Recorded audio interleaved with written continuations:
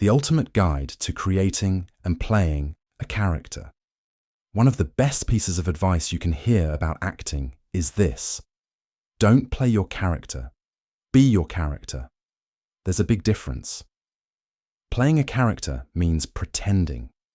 Being a character means embodying them so fully that they feel alive, not just to you, but to everyone watching. It's a transformative process, and there are many ways to approach it. Whether you're playing a leading man, a complex antagonist, or a small but crucial part of the plot, your job is the same: to bring your character to life. The question is, how do you do that? Step 1. Read your script. Really read it. Start by reading the script, not as an actor, but as a reader.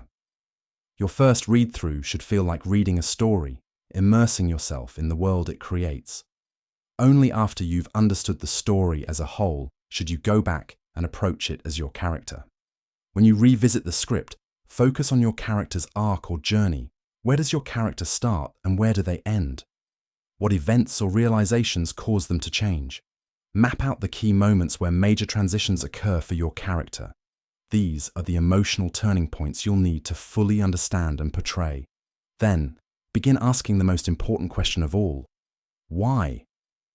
Why does your character do what they do?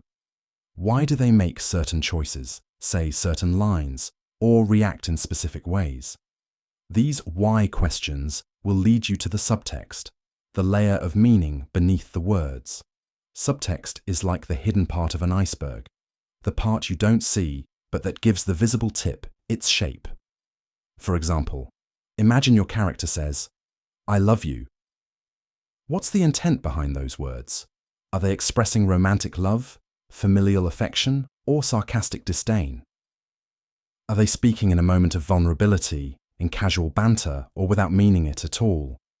Understanding the why gives the line depth and connects it to the character's emotional truth. Step 2. Create a backstory. Once you've analyzed your character's arc and subtext, it's time to create their backstory. A backstory is more than just a collection of facts. It's the historical foundation of your character's beliefs, choices, and behavior. How did their childhood, relationships, and life experiences shape the person they are now? To make this process truly effective, write the backstory in the first person. Approach it as though you're journaling as the character. I grew up in a small village, or I always felt like an outsider. Writing in this way makes it personal and helps you connect to the character on a deeper level. Understanding your character's physiological, intellectual, emotional, and spiritual journey is key. Who were they before they arrived on the page or screen? What events shaped their worldview? These insights will inform every decision you make as an actor.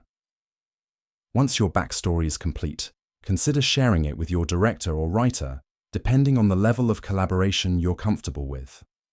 Ultimately, your character is part of their vision, and understanding their perspective will help you align your performance with the story they want to tell.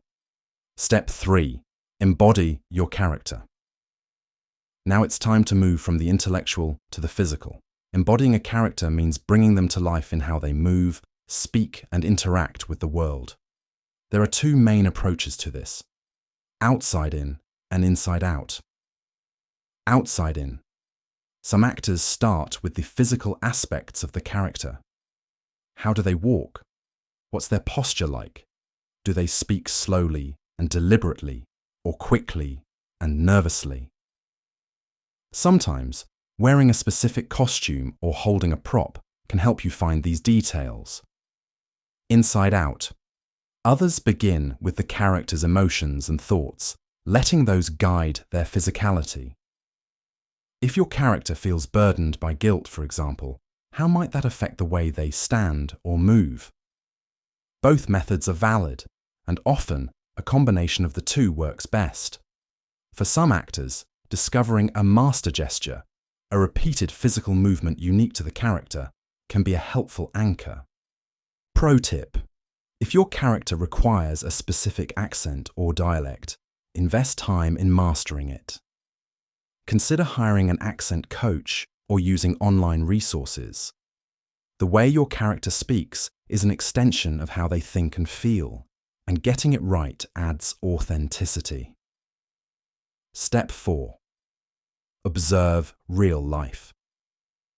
Observation is one of the most powerful tools an actor has. Watch people, study how they walk, talk, and express themselves. If your character comes from a specific background or has unique experiences, spend time with real people who share those traits. Conduct interviews or simply observe. Avoid relying too heavily on other actors' performances for inspiration. Instead, focus on real life.